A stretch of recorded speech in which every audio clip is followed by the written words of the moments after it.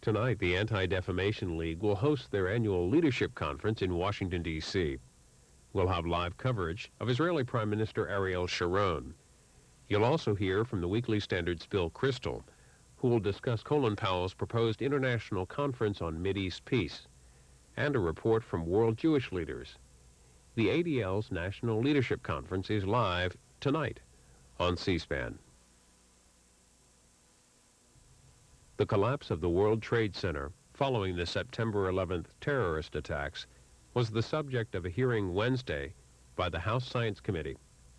Witnesses included officials from the Federal Emergency Management Agency, the National Institute of Standards and Technology, and the American Society of Engineers.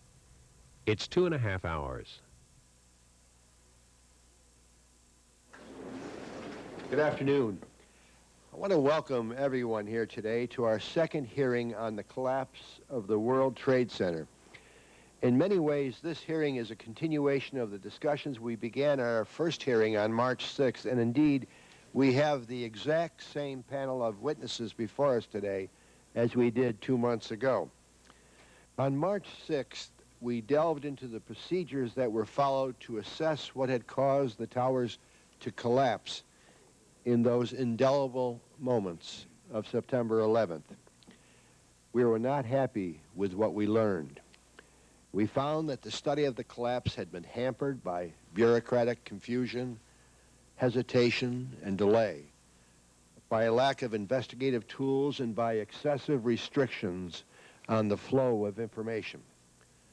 But we also learned that despite these severe impediments, the team led by the American Society of Civil Engineers, as well as other researchers, were able to draw some preliminary conclusions about the collapse, and that the National Institute of Standards and Technology was willing to pick up where the ASCE team had left off, even though NIST officials couldn't tell us much at that point about exactly what that meant. Today we will pick up the story where we left off, focusing on 3 issues. First, the ASCE team will describe the conclusions of their study, and it will become the subject of full-blown public deliberation for the first time. Second, NIST will tell us exactly what it intends to do in its follow-up investigation, for which the administration has requested $16 million. And third, we will release and open up the public discussion on legislation to ensure that the problems that hamstrung the ASCE study never, ever recur. Let me first turn to the legislation, which I have drafted with my colleague, Mr. Weiner. The bill, known as the National Construction Safety Team Act, is designed to remedy each and every impediment that was encountered in the Trade Center investigation. At the March 6th hearing, we uncovered 4 ways in which the status quo was unacceptable. First, no federal agency was clearly charged with investigating building failures. The bill solves that problem by giving NIST clear responsibility to handle the investigations. Second, nothing ensured that investigations would begin quickly enough to preserve valuable evidence. The bill solves that problem by requiring NIST to act within 48 hours of a building failure. Third, no federal agency had the investigative authority it needed to ensure access to all needed information. The bill solves that problem by giving NIST clear authority to enter sites, access documents, test materials, and move evidence, as well as clear authority to issue subpoenas.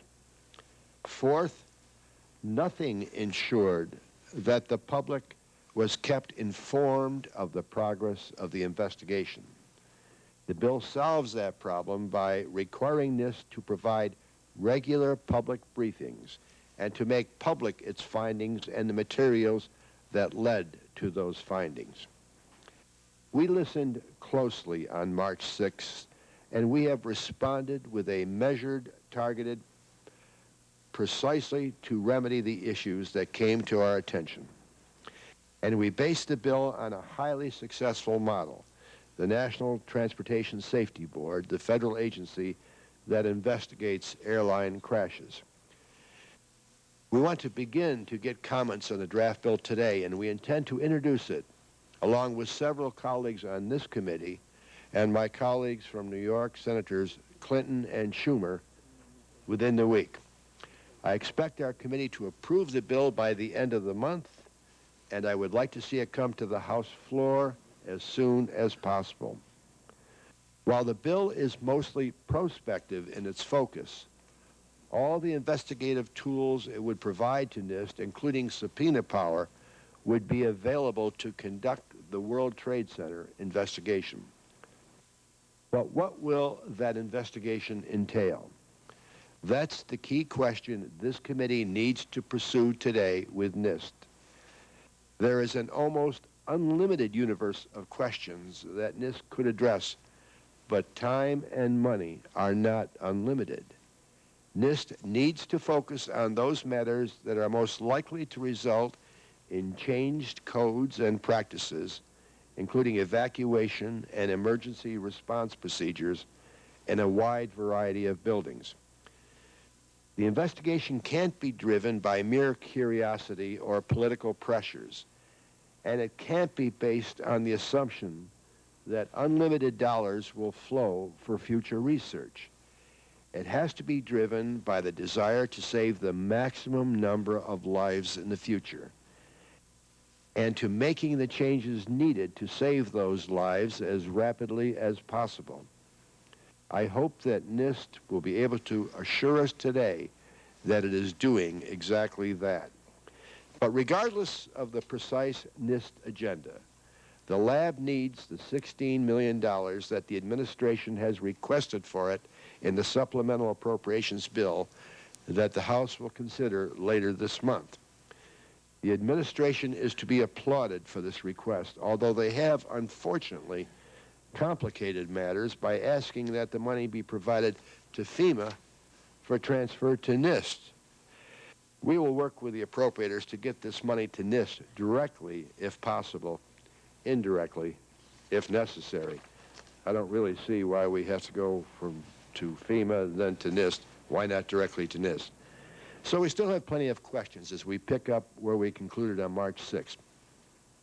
I want to assure the public in general, but especially the families of the victims, that this panel is committed to following this issue in the months and years ahead. We will not rest until we learn all we need to know to prevent future tragedies and until we implement what we have learned. Let me conclude the same way I did on March 6th. We are here because the only way to move forward is to try to understand what happened on a day that was so incomprehensible. With that, the chair recognizes Mr. Hall.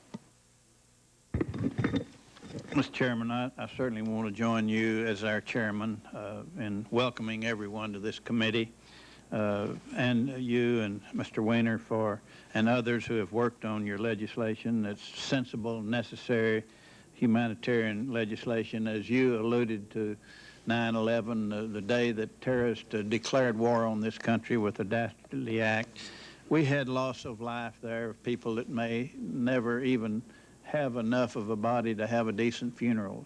Unbelievable tragedy that was forced and thrust upon us. And I think for those people, like in World War I, World War II, when we lost a person, young or old, for those people who lost someone, that war never ends. It's there with them until they find closure. And they can only find closure through information and action, and you have to have the tools to make that happen.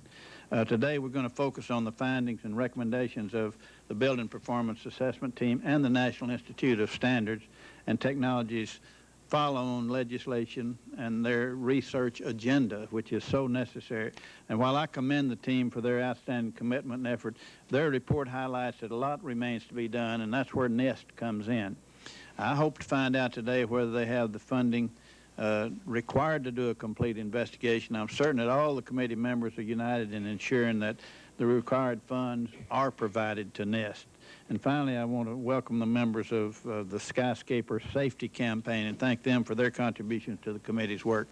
I want to again commend Chairman Boehlert for his leadership on this issue, obviously his interest in this issue and his support of this issue, and reaching out to work with all the members of the committee.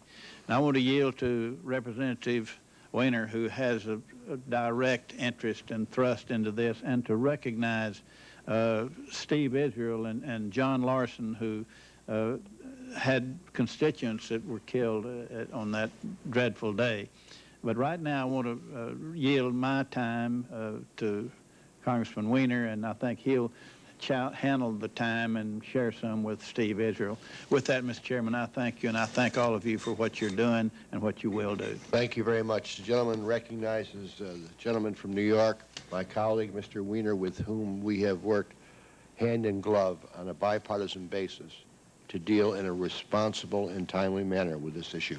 Mr. Weiner. Thank you very much, Mr. Chairman, and I think that when this chapter is written, your leadership will be recognized in keeping this issue on the front burner and making sure we in Congress act to solve the problems. You know, no one would dispute that the attack on the World Trade Center could not have been anticipated. In many respects, we can only marvel at the skill of the designers of the Twin Towers and the workmanship of the thousands of nameless and faceless steelworkers and laborers who constructed it. Thousands of families will enjoy dinner together tonight because even under the most unimaginable circumstances, these proud buildings stood tall for more than an hour. But for the families of those lost, today's report offers little consolation and leaves many questions unanswered. And sadly, because of the early missteps in the investigation, some of the most vexing questions may never be unraveled. Thousands of tons of steel were carted away and recycled before any expert could examine what could have been telltale clues.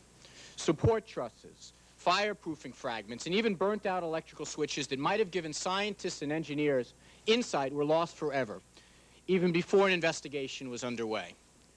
Ladies and gentlemen, this amounts to what is indeed a crime scene investigation.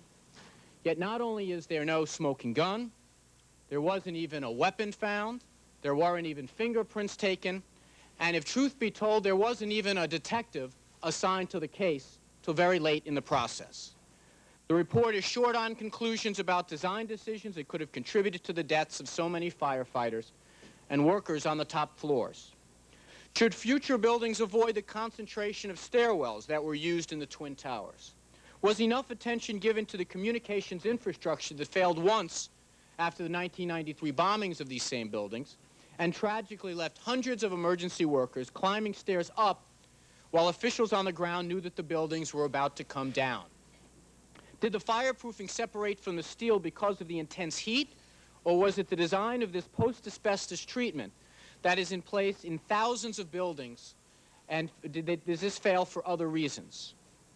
We cannot bring back those lost on September 11th, and today there are more than 25,000 mothers, fathers, aunts, uncles, fiancés, and loved ones who we thank God escaped that day. But if we want to ensure that the legacy of this tragedy is that future building collapses are avoided or mitigated, then we need to do a better job of investigating the causes. We pray that no other plane ever crashes into a tall building. And we hope that an earthquake never rattles our skyscrapers. And we remain vigilant against the threat of a bomb in our city centers. But just as we are not satisfied to simply hope another plane doesn't crash, we need to create an investigative team like the NTSB to jump into action to investigate building collapses, protect and preserve evidence, issue regular briefings, and reach conclusions that formalize standards for building design, egress, and emergency escape.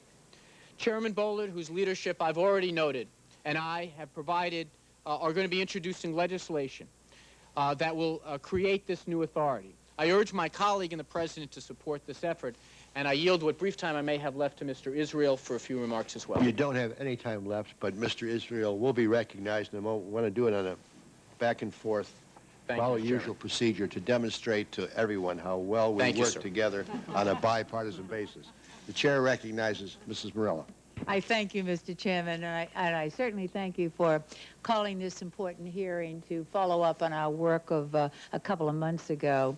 In March, we heard disturbing testimony on the investigation into the World Trade Center collapse.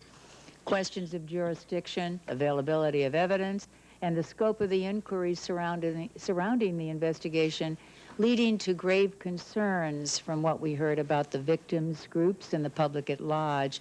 All the witnesses testified to the problems they encountered during the investigation and the need for further study into additional areas, new authority to investigate and deal with future catastrophes. And through your leadership, Mr. Chairman, the Science Committee has taken up these challenges. I believe that we have a strong blueprint for future action. I also thank Mr. Weiner for his work on this, and Mr. Hall and others. The attack on our nation was truly unprecedented. The horror of the collapse of the Twin Towers will be etched on our minds for generations. And yet, while we should never forget the rage and anger that we felt from this atrocity, we should also remember the heroic actions of everyday people. And I know we have a number of people who are here today who are most affected by the tragedy of September 11th. I want to offer my condolences for their loss, thank them for their sacrifices, applaud them for their perseverance. You are what makes this country great. Today we're going to do three very important things. First, the release of the Building Performance Assessment Team Report on the collapse of the World Trade Center. These men and women performed under difficult conditions without a clear mandate. Their investigation did not go smoothly. Secondly, we will unveil NIST's plan for the future, acting on recommendations from BPAT, as well as a host of scientists, professional organizations, and other individuals. The National Institute of Standards and Technology has developed a comprehensive plan for an in-depth building and fire safety investigation into the collapse of the Twin Towers, as well as a multi-year research and development program to provide technical support to improve building and fire codes, standards, and practices. And of course, NIST is the premier facility for research in building design and safety, and they're uniquely positioned to conduct this extensive investigation that would be necessary. And finally, the Science Committee has been hard at work providing the infrastructure and authority to conduct investigation into future events. And the draft today of the National Construction Safety Board Act to empower a team of investigators to conduct inquiries into building failures in much the same way as the NTSB conducts investigation of airline crashes and other transportation disasters is very important. Legislation specifically addresses the problems of authority and jurisdiction associated with the BPAT investigation and will provide a clear chain of command for future work. Again, I commend you, Mr. Chairman, Mr. Weiner, Mr. Hall. I'm pleased to be an original co-sponsor with you on that bill. I yield back and thank you for the courtesy. Thank you so much, Mrs. Morella. Chair recognizes Mr. Israel. I thank the chairman. I thank the chairman for his customary bipartisanship and the wisdom with which he leads this committee. Mr. Chairman, on September 11th, Susan Klein of Lindenhurst went to her desk at the World Trade Center and lost her life. On September 11th, Ray Downey of Deer Park went to try and save Ms. Klein's life and lost his life as the third highest ranking member of the New York City Fire Department. I represent over 100 families who lost a loved one in the rubble of the World Trade Center. This report is important to them, but while it may answer some questions about what happened that day, it leaves many other questions unanswered, particularly as it pertains to protecting against such a calamity in the future, especially when it comes to reviewing and changing our building codes. Let me very briefly share just 3 sentences from the report with my colleagues that I believe are fundamentally important. The report notes that during the course of this study, the question of whether building codes should be changed in some way to make future buildings more resistant to such attacks was frequently explored. It goes on to note that the BPS team felt that extensive technical, policy, and economic study of these concepts should be performed before any specific code change recommendations are developed. This report specifically recommends such additional studies. Future building code revisions may be considered after the technical details of the collapses and other building responses to damage are better understood. The report raises the question of how building codes should be changed to withstand the potential of future attacks, but it fails to really answer it. It calls for additional studies, and the problem is, as I see it, is that some at NIST are recommending a $40 million study to truly embrace all of the building code issues, while others are recommending 1/10 of that. We can't shortchange every American who enters any American building in the future. The chairman is absolutely correct. Time and money are not limitless, but I believe that we have a fundamental obligation to learn from the past, to act on the future, and to invest in the basic premise of keeping Susan Klein and Ray Downey and every American who goes to their jobs in a tall building and sits behind their desks free from this kind of attack in the future. I thank the chairman, I thank my colleague, Mr. Weiner, and I look forward to continuing to work with them. Thank you very much, Mr. Israel. The chair will now recognize, and this is the final recognition, Mr. Grucci. The chair is recognizing those members of the panel that have been most active in working on this legislation and have been most directly affected because of constituencies. All members will have an opportunity to have their full statements appear in a record at this juncture. With that, the chair recognizes Mr. Grucci, my colleague from New York. Thank you, Mr. Chairman, and I too want to congratulate you for your leadership on this issue. Very, very important issue. My colleagues that have been working on this, Mr. Weiner, thank you for your leadership. I too represent a district where a number of families have lost loved ones, whether they were working in the building or working to try and save people in the building. It's been a very difficult and a very tough time for all of America, and certainly for those families who have to now live this horrible experience throughout the rest of their days. And to that end, the nation has embraced New York in the greatest time of its need. As we continue to come to grips with the horrific terrorist attacks of September 11th, the tragedy that took place at the World Trade Center was one of unimaginable magnitude. We saw the best of New York, communities joining together to aid their families, friends, and people who they've never met. Now, more than 8 months after the fatal morning, we continue to work together to see that a tragedy like this one never happens again. I am proud to be an active part of the Science Committee's investigation into this tragedy and look forward to hearing from our witnesses. I have placed my full support behind this legislation, and I am working closely with Chairman Boehlert to make this bill the best it could possibly be. I am interested in learning the findings and the recommendations from NIST and the Building Performance Assessment Team, and I am committed to working with the committee and the investigative team to complete a full investigation. I wish to recognize the presence of the many victims' families and applaud you for your dedication and stand with you in this very difficult time.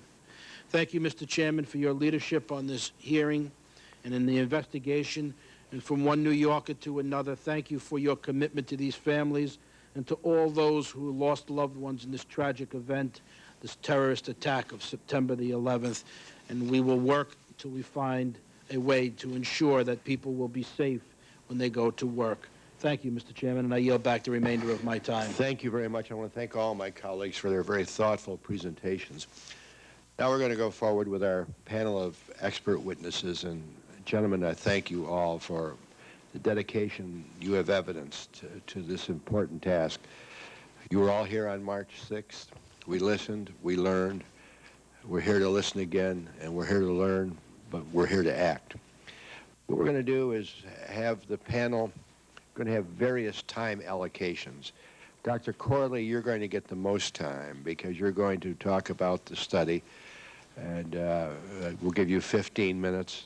The chair will not be arbitrary, but would ask you to try to summarize in 15 minutes.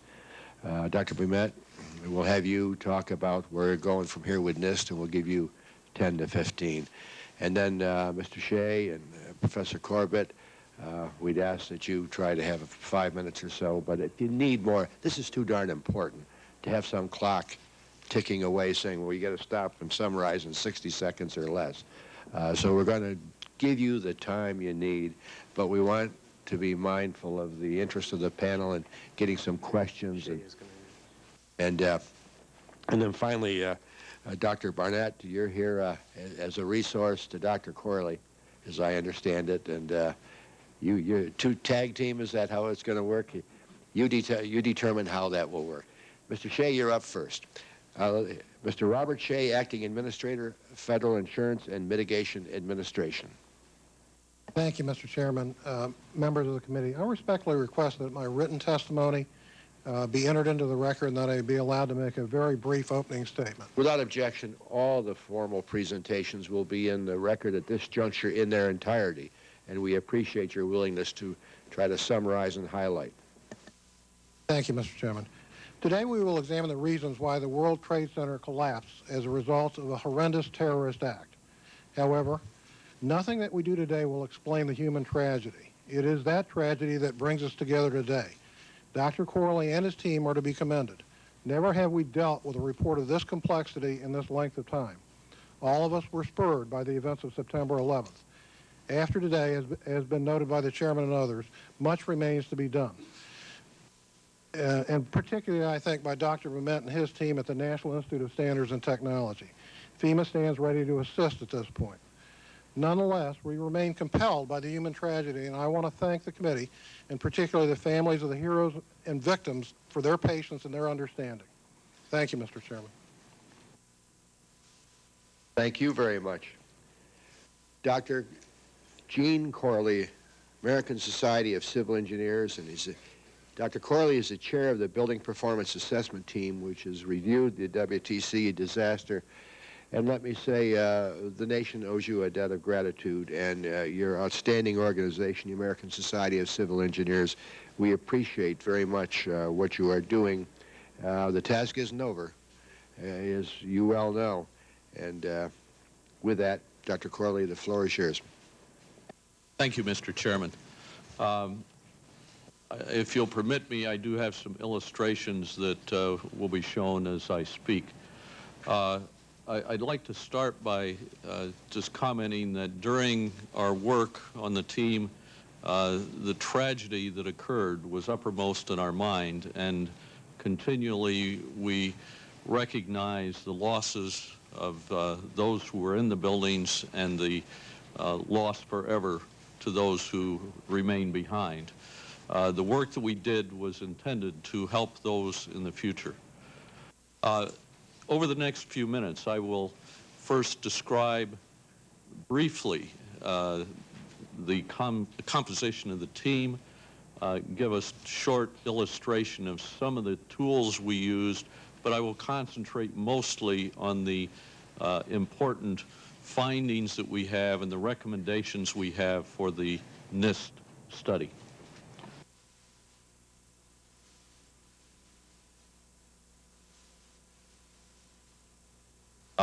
Our team was made up of approximately 25 people.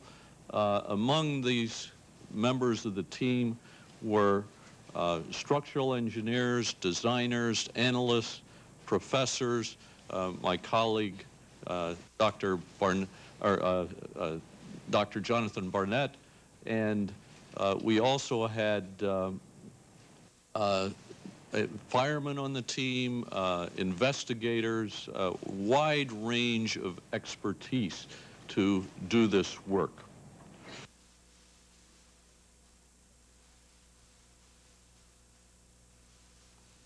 The scope of the investigation was not to come to final conclusions. We simply didn't have the resources and time to do that. But first, collect and preserve data, then do preliminary analysis within the time limits that we had, make recommendations for additional work where appropriate, and for those items that we could come to a conclusion on, make recommendations that might improve the performance of buildings in the future. There were several buildings that were very much of importance to us.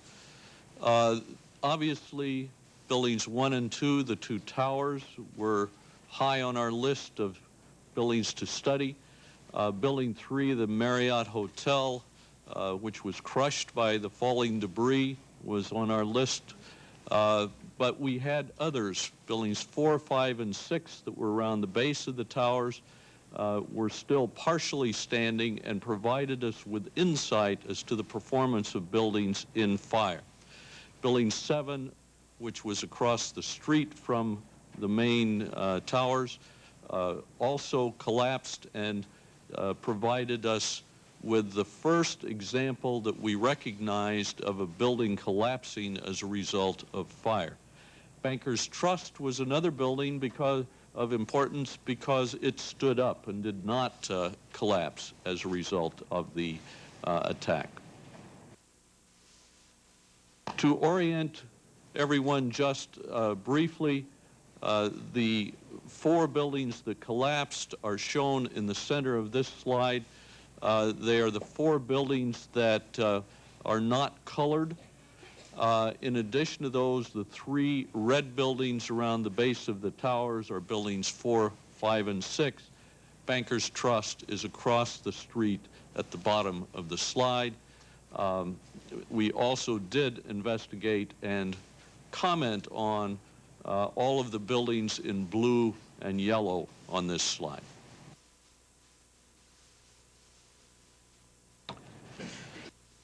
To briefly mention how we did some of our work, this is a view looking down upon the World Trade Center site, and it shows one of the aircraft as it approached.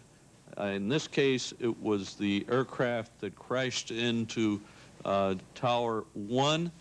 We were able to get the information on size of that aircraft, and we also, from the photographs that we had, were able to determine the angle at which that plane hit the building. Using this information, we were able to go from photographs such as this that we enhanced with the help of others so that we could see the damage to the building, and we were able to come up with information as shown here. This shows the north face of the north tower, Tower 1, and shows where the aircraft plunged into the building and which of the columns were destroyed or damaged as a result of the crash into the building. Based upon all the information we were able to gather, we have a number of findings and observations. First of all, the tower sequence of collapse. Clearly, the impact of the aircraft was not enough to bring down either of the 2 towers. It required a second major event, an event that could have been wind, earthquake, or any of the normal things that we expect will affect buildings. In this case, the second event was the fire. The building survived for the time that they did, one for almost an hour, the other for substantially more than an hour, because of several items. First of all, there were a large number of columns so that there was a way to transfer the load into other parts of the building after substantial portions of the building were removed by the crash. Then those columns that were there before the crash had overcapacity, so that when the load was transferred to them, they still had enough reserve capacity to carry the additional load. In buildings 1 and 2, the impact we found did dislodge some of the fireproofing. It also damaged the stair enclosures, thereby blocking 5 of the 6 stairwells in the buildings. There were 3 in each building. We believe all of the stairwells were blocked by the impact in Tower 1, and 2 of the 3 were blocked in Tower 2. We know that 4 people did escape from above the crash level in Building 2, and therefore that was the evidence that 1 stairway was passable, though not in good condition. The collapse occurred from the fire after the very horrendous damage that was done by the aircraft crashing into the two towers. We have several lessons learned from this. These lessons can be used to improve future construction. For those buildings that are identified as potential targets for terrorists, we have found a need for the redundancy like we saw in these buildings. We need a way to transfer the load into other parts of the building so that they don't collapse immediately. We also need robustness, that is, the overstrength in parts of the building, so when the load is transferred to them, they have the capacity to take it. We also need to consider the fire resistance as it is related to the importance of the member that is being protected from the fire. Some parts of the building are more important than other parts and therefore need to have different fire resistance. For the fireproofing itself, we learned several lessons. Again, these can be applied immediately to those buildings that are potential targets for terrorist attack. For one thing, we found that we need the fireproofing to stick better to the steel. It needs to stick not only under the impact that we might expect in a building that is attacked by terrorists, but also under the deformations that may occur in the parts of the building as the fire heats them up and weakens them. It needs to be effective after the attack. We've learned lessons about the fire protection for, again, buildings that are possibly terrorist targets. The sprinkler system, the water supply needs to be reliable, and we need redundancy in the system so that if we lose the water from one source, we have another way to supply water.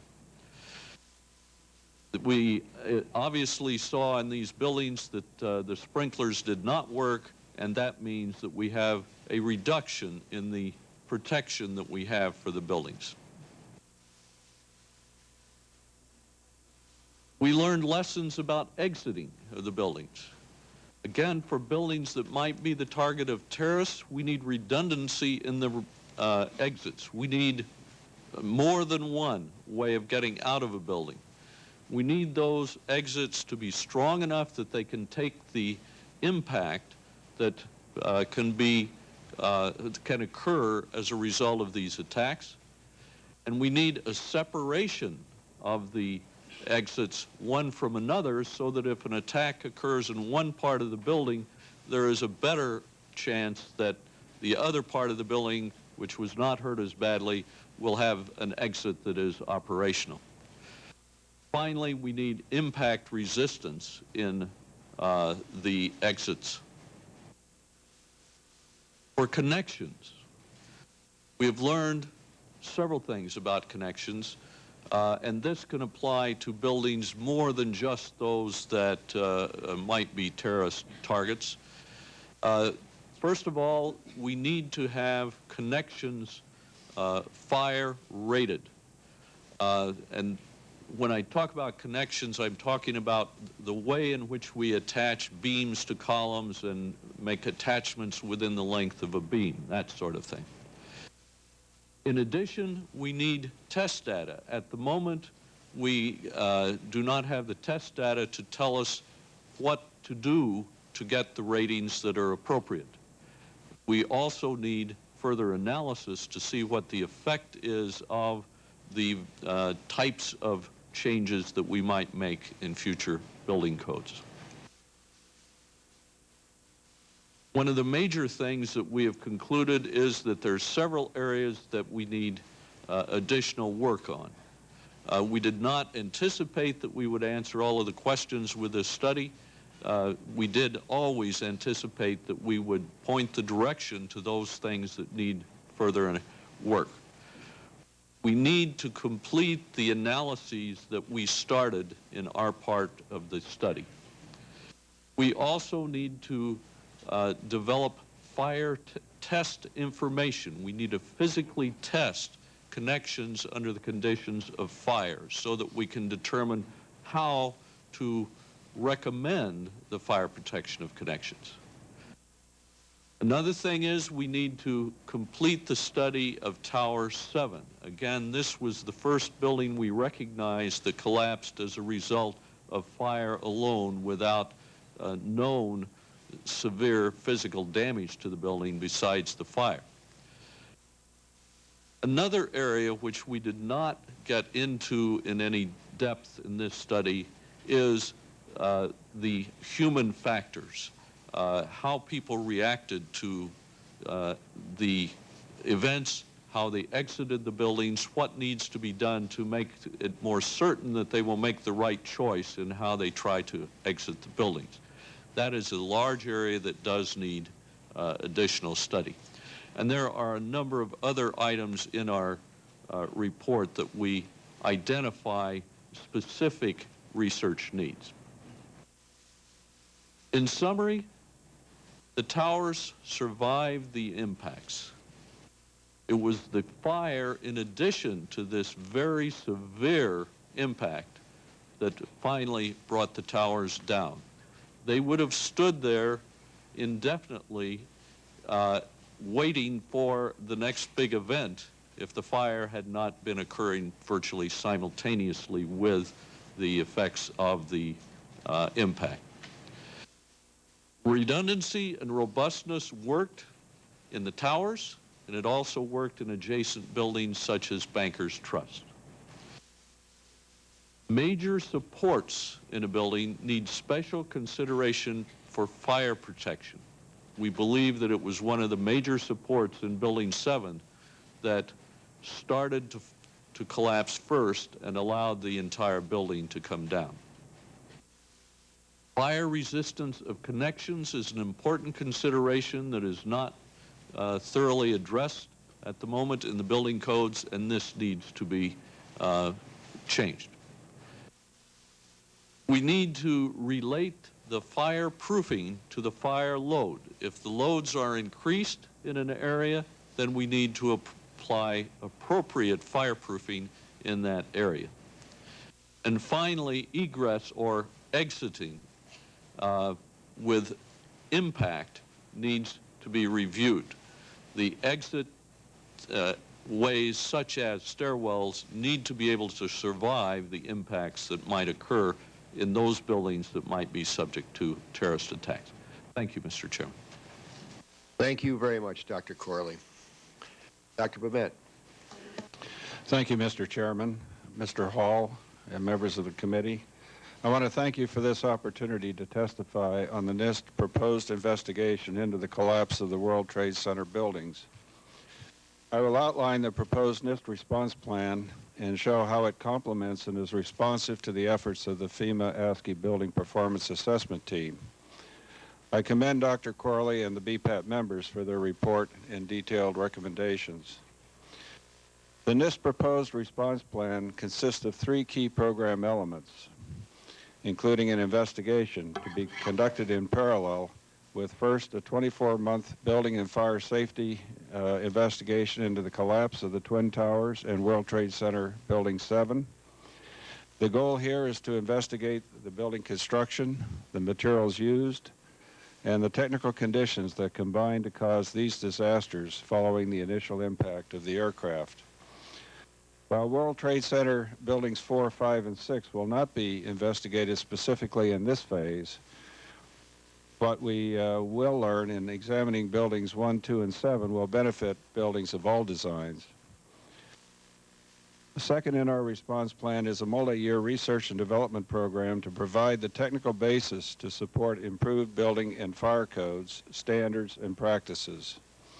This addresses work in critical areas such as structural fire safety, prevention of progressive collapse, and equipment standards for first responders.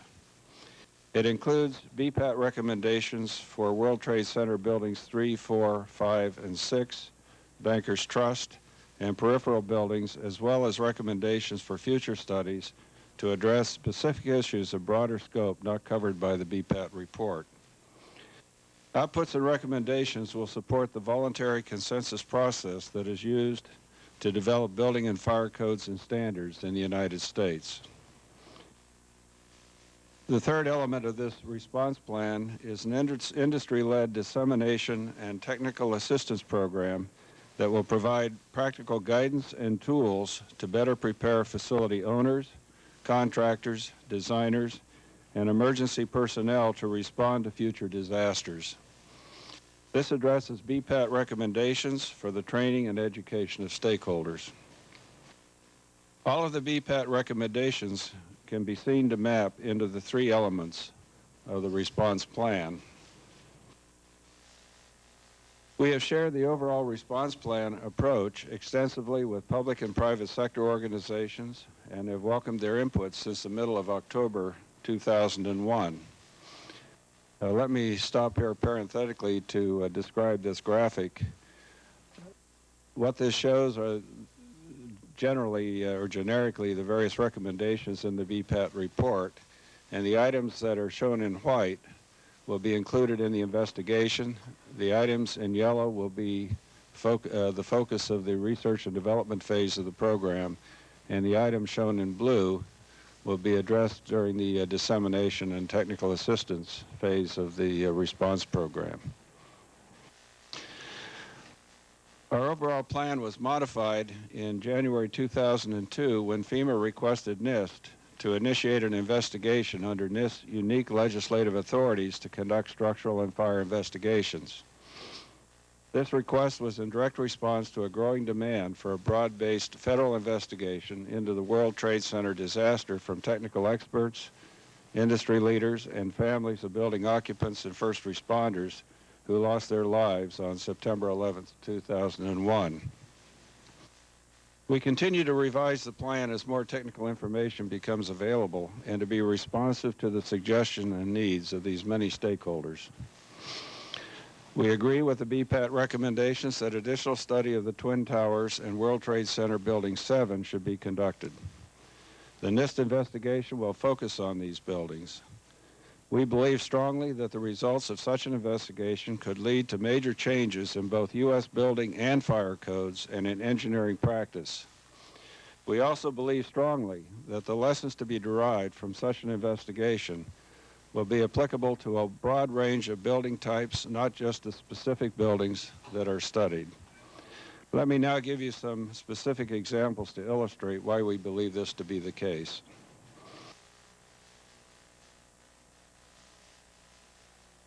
These building disasters provide a unique source of information to study the safety and performance of open web steel truss joists under fires.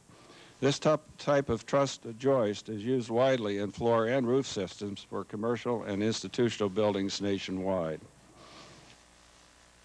New mechanisms not considered previously can be studied that could initiate progressive collapse in buildings as a result of fires and impact loads, including the critical role of pivotal components such as transfer girders and floor diaphragms.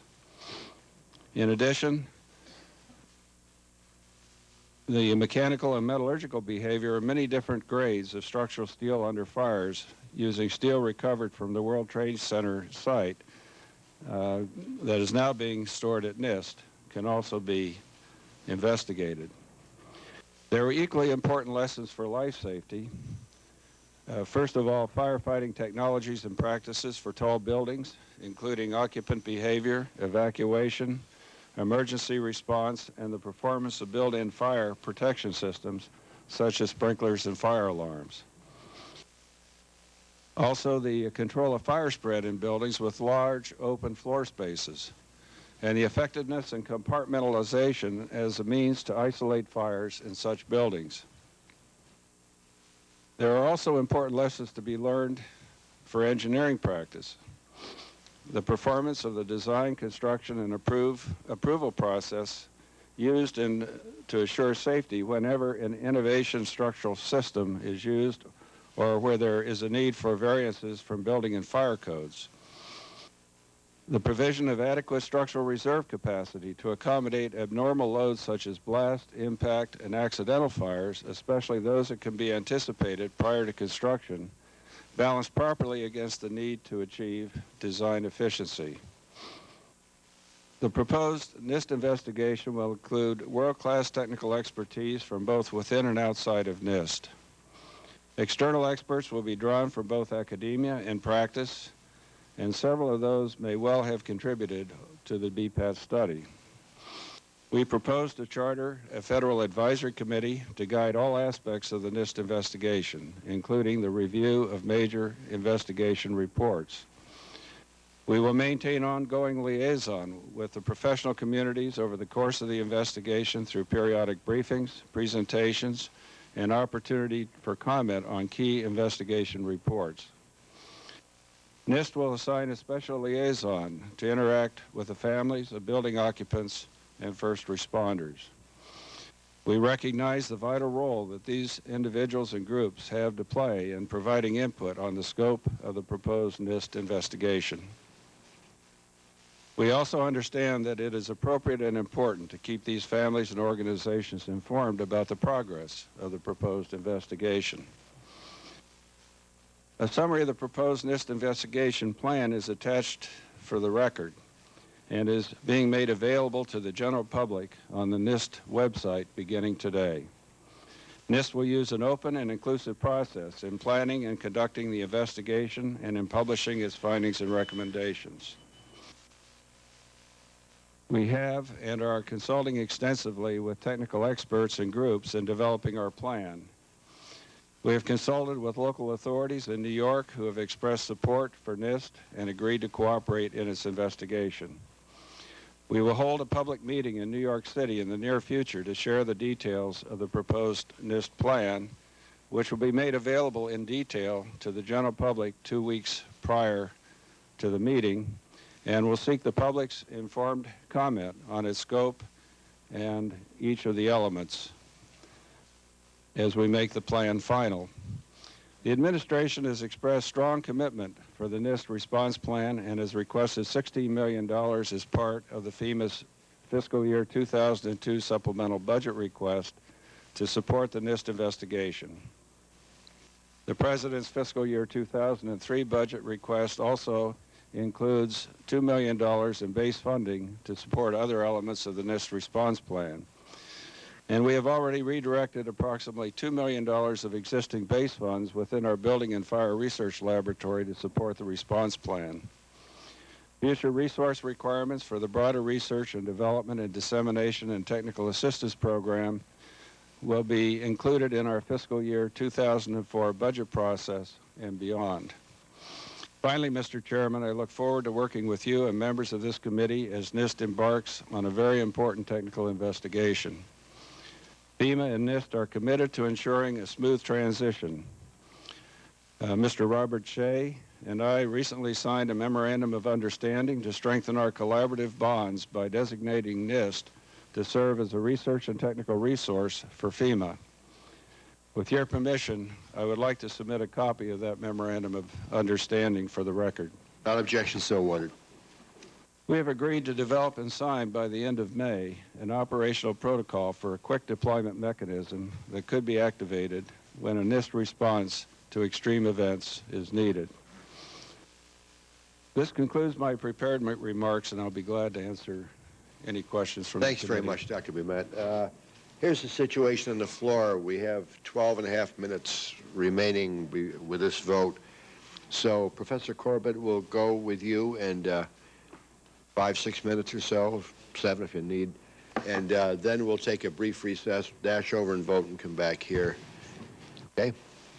Thank you. Good afternoon, Chairman Boehlert, Ranking Member Hall, and members of the House Science Committee.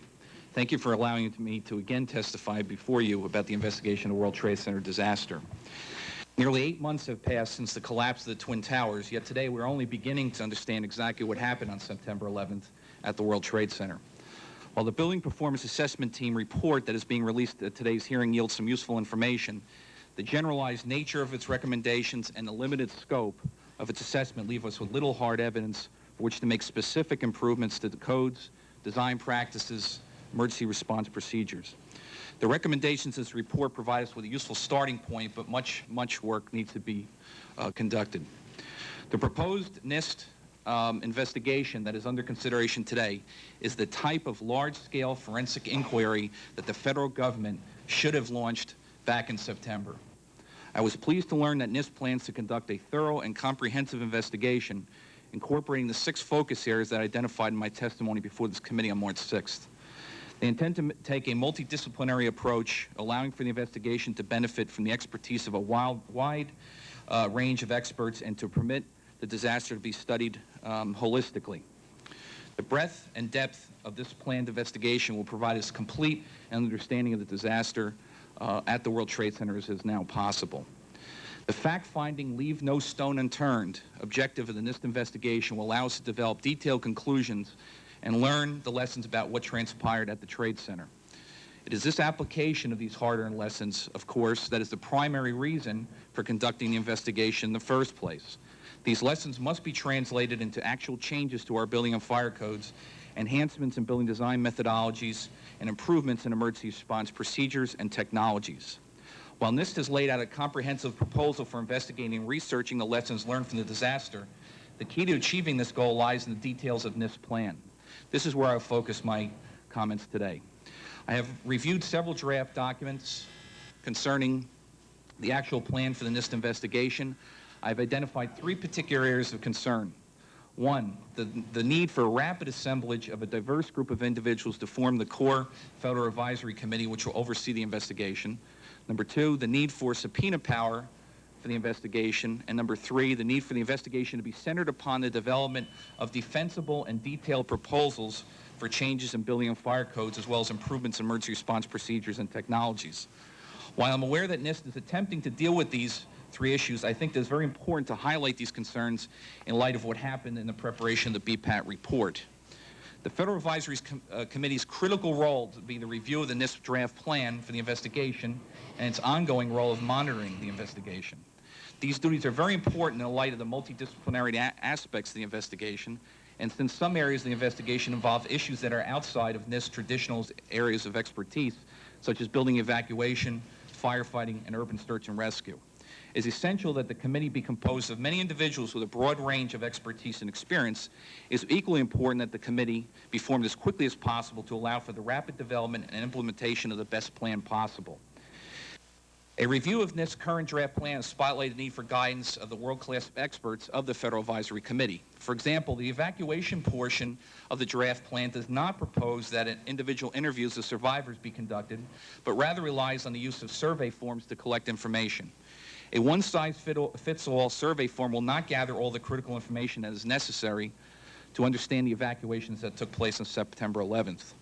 In order to gain all the valuable data, including unanticipated information, actual interviews of the survivors must be conducted. In addition, the interview process itself will allow for the presence of a mental health care professional who can help the survivor address the emotions that will be unleashed when asking questions about how they survived. Federal Advisory Committee members with expertise in human behavior and building evacuations would be able to provide such useful information, such as the development of such an interview plan, as well as its anticipated costs. The need for diversity of expertise became evident in my review of the BPAT report. For example, the BPAT report recommends the development of training materials and courses for emergency response personnel with regards to the effects of fire on steel. In reality, there are several books and training materials currently available concerning building construction, including large portions of information on steel frame buildings and the effects of fire on steel. FEMA itself, through the U.S. Fire Administration, publishes a very popular training program called The Principles of Building Construction Non-Combustible. I believe that had a firefighter been on the BPAT team, this fact would have been quickly identified. The second area of concern is the need for subpoena power. In order to thoroughly investigate the Trade Center disaster, investigators must have access to all relevant information. It is only with a full set of facts that conclusions may be drawn. The experience of the preparation of the BPAT study has identified this as a key issue. The Science Committee here on March 6th clearly highlights some of the impediments the BPAT faced in obtaining key information. My fear is that the NIST investigation will be hindered by these same problems. Information may be found in a variety of locations and may be held by different individuals and organizations that will not provide this information voluntarily. Even though the WTC investigation is an investigation of fact-finding nature, a legal means for obtaining information that would otherwise be unavailable must be provided for the investigators. The third area of concern is to learn as many lessons as possible and apply these lessons. In order for the changes to building and fire codes to be applied, the NIST investigation and the research reports must include specific recommended changes to specific sections of our model codes, not generalized recommendations. For example, in the Observations, Findings, and Recommendations chapter of the BPAT study, the report states that fireproofing needs to be tough under impact in fire conditions that deform steel members. This conclusion will not easily find its way into the model code since it's not in proper code format and lacks the corresponding necessary supporting evidence. NIST must recognize this fact if the ultimate goal is to actually improve building codes, standards, and practices. These proposed changes and related supporting evidence developed by NIST must be laid at the feet of code-writing organizations for inclusion in their model codes. In addition, I believe that a special formalized code change submittal process must be developed between NIST and the code-writing bodies to address the code changes that will emerge from this investigation. This more formalized relationship will raise many difficult questions which are likely outside the scope of this hearing. However, the Science Committee should continue to look at this issue and see what barriers must be overcome. I believe that the proposed NIST investigation is the best course of action to learn and apply the lessons of the Trade Center disaster.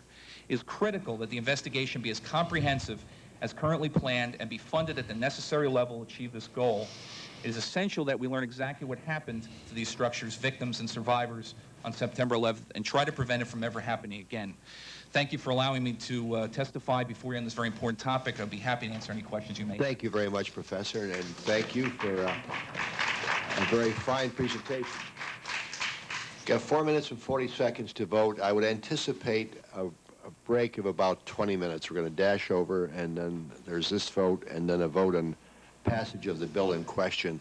We'll do it and get right back over as soon as we can. So you've got about 20 minutes to sort of catch your breath, and then we'll come back for the question period.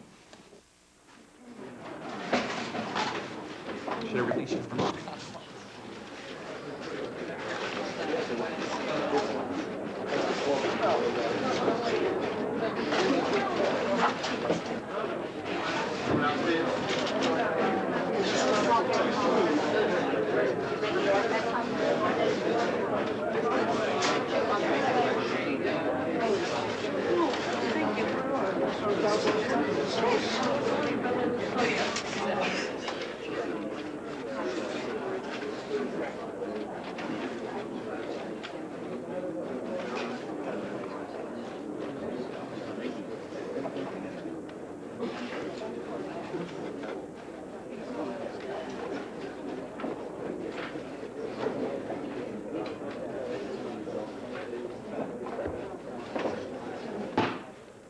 Resume.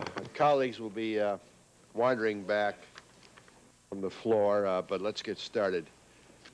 Thank you all for your statements, and I appreciate it. Let's get right to the questions. First, Dr. Bement, you have some resources based upon existing allocations that you can start right away. That's correct. You're not going to have to delay anything. And we aren't. And you're not waiting for a supplemental, although we understand the President's going to request $16 million in a supplemental, and you need that. But you've got something to start. That's correct. No excuse for any delays at all. That's correct. Thank you. All right. Now, I'll ask this of all witnesses because I think this gets right to the heart of something very important. My sense is that changes in evacuation procedures and emergency response procedures may be by far the most important results of this tragedy. I'd like to know if you agree with that. Let me go right down the panel. Mr. Shea? Yes, Mr. Chairman, I do agree with that. Actually, when we spoke before on March 6th, those were some of the areas of my highest concern about what had taken place, and I think the work that Dr. Corley and his team have done have kind of proven that concern out at this point. Dr. Corley?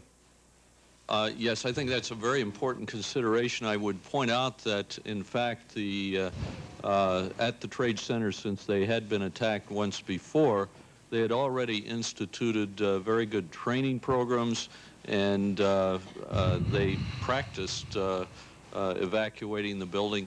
And we believe that that was one of the things that reduced the number of casualties. People knew what to do, and when they were faced with the need to do it, they did it. So that was important, and it needs to be further emphasized in any building in the future. All right, Dr. Boehlert? Absolutely. Let me emphasize that we're not doing just surveys. We're doing actual interviews, and we will capture oral history on survivors and also first responders that were involved in the World Trade Center collapse. I'm glad you made that point, because surveys by themselves would not be sufficient. Absolutely. You would agree with that? Absolutely. Right, fine. Professor Corbett. Yes. You may be the only person on this panel that can pass the objectivity test, in a sense. But I don't say that with any prejudice, but you're an independent operator, and you're noted for saying exactly what's on your mind. Thank you. Yes. Thank you. Most definitely. That's the reason why I identified this back on March 6th as two focus areas: the evacuation and emergency response procedures. We've never had this done before on such a large scale. I'm glad to hear Dr. Boehlert mention that they will be doing a large number. I didn't want to say a large number, but they are planning on doing interviews. But I would suggest that they need to do a large-scale amount of interviews, very many of them, basically. One other point: I don't share Dr. Corley's conclusions about the egress in those buildings. I mean, we all know that there were people that believed that they could have gone to the roof to get off that roof. And I don't know, without, again, going much more deeply into the actual procedures that were in place at the Trade Center, to find out, in fact, were people ever told, for example, that they could get to the roof for evacuation. It seems that, again, just what I've heard, that the people that survived that were above the points of impact made a conscious decision not to go to the roof, in fact went down instead of up. So I think that's a very, very important issue to look at. Yeah, which leads me, Dr. Corley, what kinds of materials was your team never able to review that would have helped the investigation? We understand, for example, that you were never able to gain access to the 911 tapes and some news media videotapes that were never broadcast. I'll pass that question to my colleague here. Dr. Burnett? Thank you. The week before we went to the site, I was the one who requested the 911 tapes and transcripts. But our use for that information was to understand how the fire was growing and spreading through the building. That was, at that time, we anticipated the most important use of the information. In December, early January, I withdrew my request, because by then we realized that computer modeling that we would have used the 911 transcripts to validate was not going to be completed in time for the BPAT report. And in fact, that modeling is still underway and will be underway at NIST, is certainly underway in my office. Well, how about the news media, the videotapes? I mean, and I want to ask all of you to comment on the bill that I am proposing. Well, not proposing, I'm going to introduce. Mr. Weiner and I have worked very hard on this thing. We're going to introduce it. But you know, would you agree that you should have had somebody should have had immediate subpoena power to get that information? And that would have helped, Dr. Corley, don't you think that would have helped immeasurably in your investigation? Certainly when you start one of these studies, the faster you get the information, the more you can do with it, and it indeed would have helped if we could have obtained that information more quickly. Are they still useful, do you think? Yes, absolutely. They still exist? They still exist, and they still would be useful. Should NIST have them, Dr. Boehlert? We've discussed this matter with the National Transportation Safety Board. They advise that having the power, even though you don't have to use it, can be important. So we have been examining this issue very carefully and examining the pros and cons, and it's under active consideration. Are you going to go after the tapes? We're going to go after every piece of evidence that bears on this and the media videotapes? Absolutely. All right. So you're definitely going after that. That's good news. That's correct. My red light is on, and I want to be fair to everybody in this panel, but we're going to have maybe several rounds. So with that, the chair recognizes Mr. Weiner. Thank you, Mr. Chairman. I'd like to try to walk you past what are recommendations and findings and try to reach a few conclusions if I could. In your presentation, Dr. Corley, you said that there needs to be in future buildings sufficient separation of stairwells. Given that in Building 1, 3 of 3 stairwells was knocked out, in Building 2, at least 2 of 3, maybe all 3 at some point got knocked out, would you say there was insufficient separation of the stairwells in the World Trade Centers as they were built? As the buildings were built, no, I would not say it was insufficient, because they were built not recognizing that terrorists might attack the buildings as they did. Dr. Corley, that's intuitive. It's intuitive that no one modeled for this. But I'm asking you a different question. Now that you've gone in and looked after the fact, is it a conclusion that you can draw at this point that for the purposes of getting people out of those buildings, the stairwells were not sufficiently separated?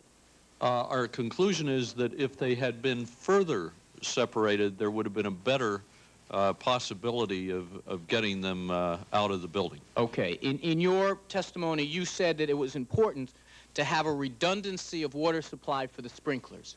Is it fair to say that since the sprinkler system was knocked out almost at impact, it's thought, that there was not sufficient redundancy of the sprinkler system? In this case, once the supply for the water was knocked out, there was not a sufficient amount of water left in the system to be of any value. Was there, Dr. Corley, was there, given what you say or your findings, was there sufficient redundancy of the sprinkler system in the World Trade Center on September 11th? For the case where an airplane hits the building as it did here. Not for a case, for the case of what happened on the morning of September 11th, for that case. For that case, when the airplane hit the building, did this tremendous amount of damage, there was no adequate redundancy. There was not sufficient redundancy. So we've already established there was not sufficient separation of the stairwells, and there was not sufficient redundancy of the sprinkler system. You also, yes, sir. Could I just add one comment? Certainly. Dr. Burnett would like to add a comment to that.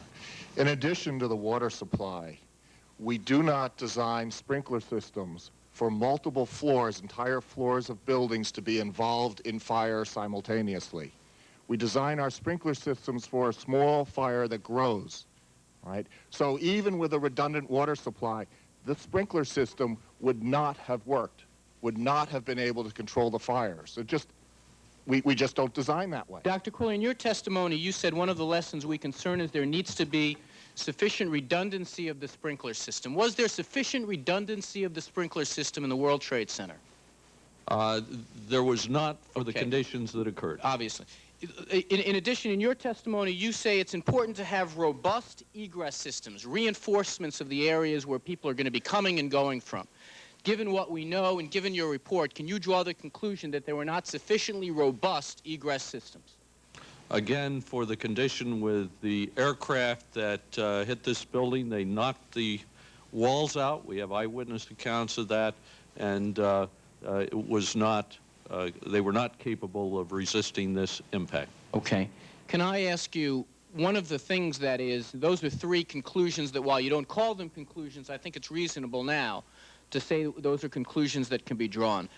Was there any, I mean, I was impressed, among other things about the report, was how many times within the report it is said in one language or another, we didn't look at this and we probably ought to, we didn't look at that and we probably ought to.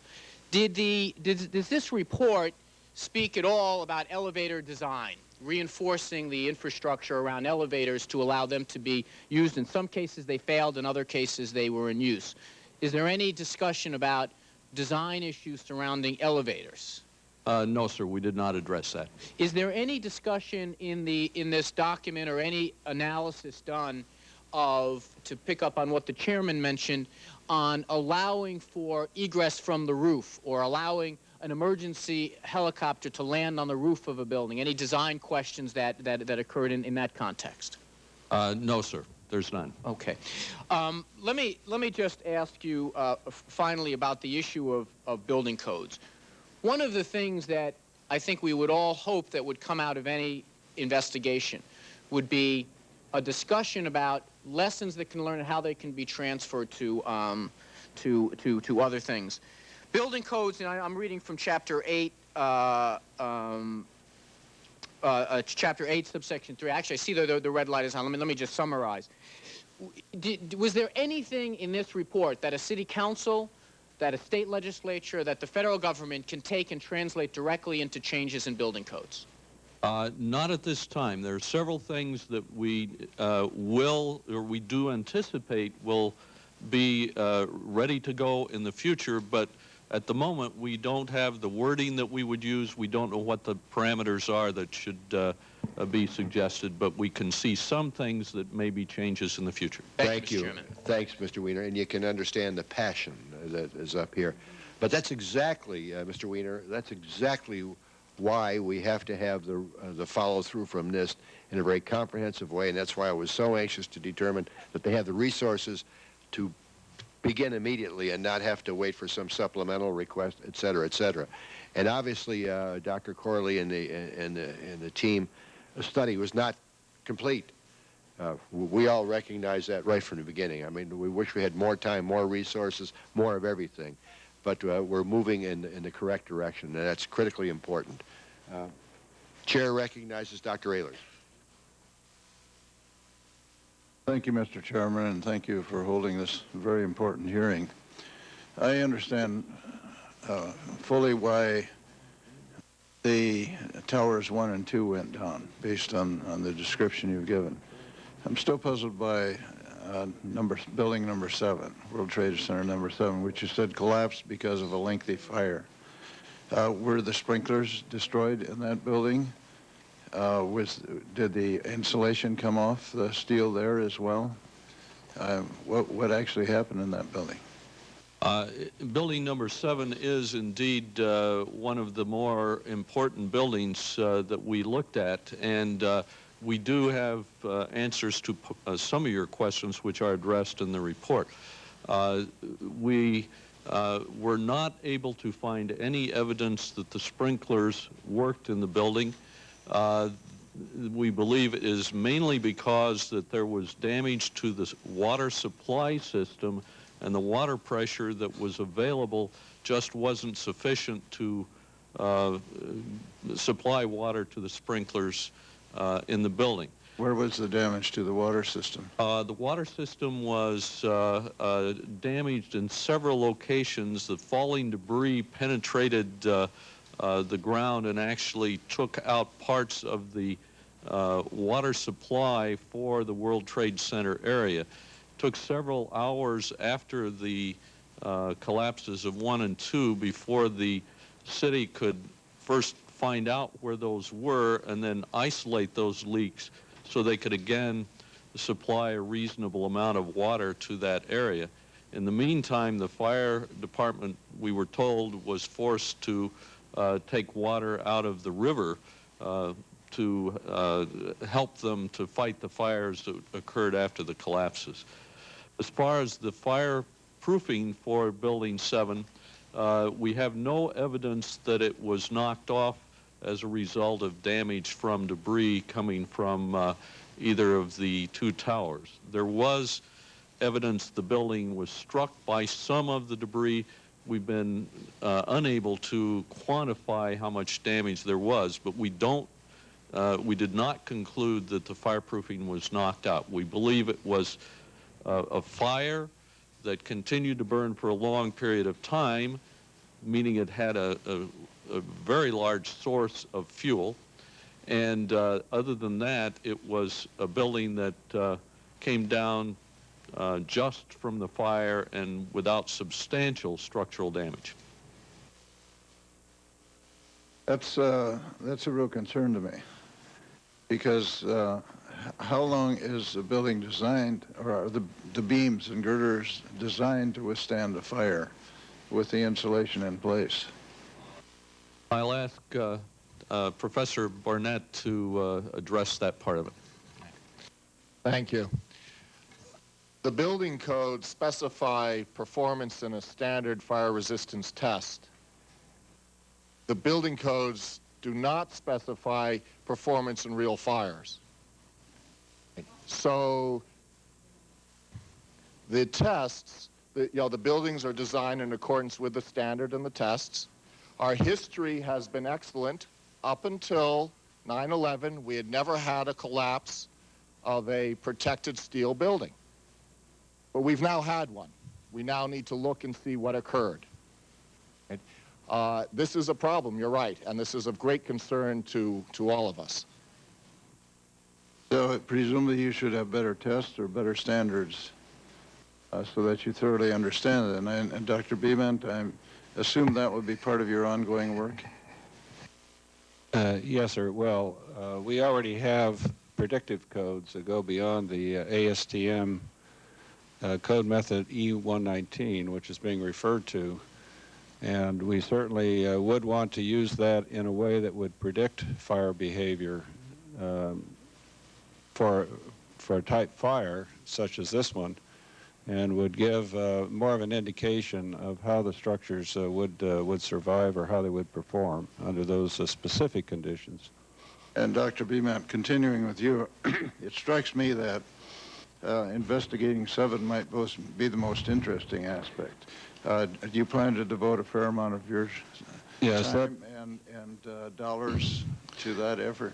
It will certainly be a main part of our investigation. There are still some unanswered questions about that building. It did house a Con Ed generating substation. There were pipes that provided fuel to emergency generators. There's still an open question in the report whether or not the fire loading, the fuel that loaded the fire, might have been contributed to by a broken pipe that may have provided diesel fuel. I think we need to model that fire and determine whether or not that was a factor. And one last quick question, Dr. Corley, and that is, if the stair walls in 1 and 2 had been concrete, would that have been able to withstand the impact? The answer to that question cannot be answered strictly on the basis of what material was used. It's the way in which the materials are used that's important. So for any of the materials that are commonly used to enclose stairs, you would have to do an analysis of it, see how it's attached to the frame of the building, see what its resistance is to the impact and debris that was created by the planes crashing into the building.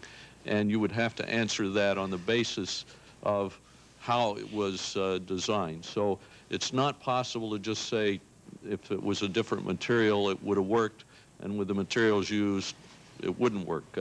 You have to do an engineering analysis. And are you sure the insulation came off from the impact?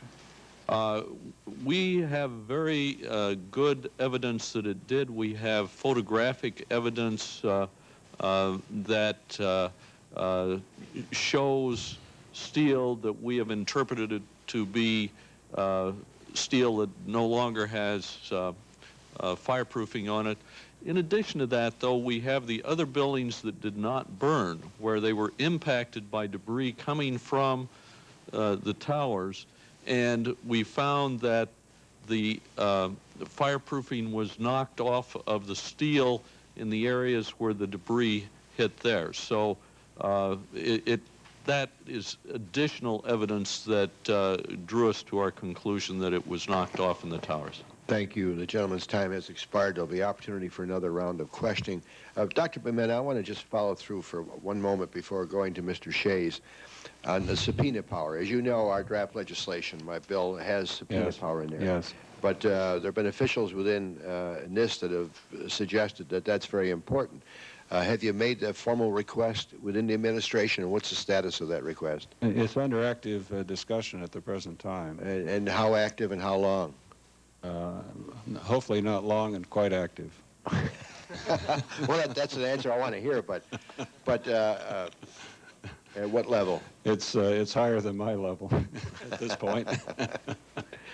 Well, I mean, to me, it's a no-brainer. You absolutely need it, and we're going to give it to you in short order. I think probably within a matter of weeks. Well, within a matter of weeks rather than months. But I would like to think that the administration would give it the attention, the priority attention it deserves, so you can get it right away. So that when you does it make much sense to start the investigation without that? I live in hope. Okay. You are a diplomat. The chair recognizes Mr. Shays.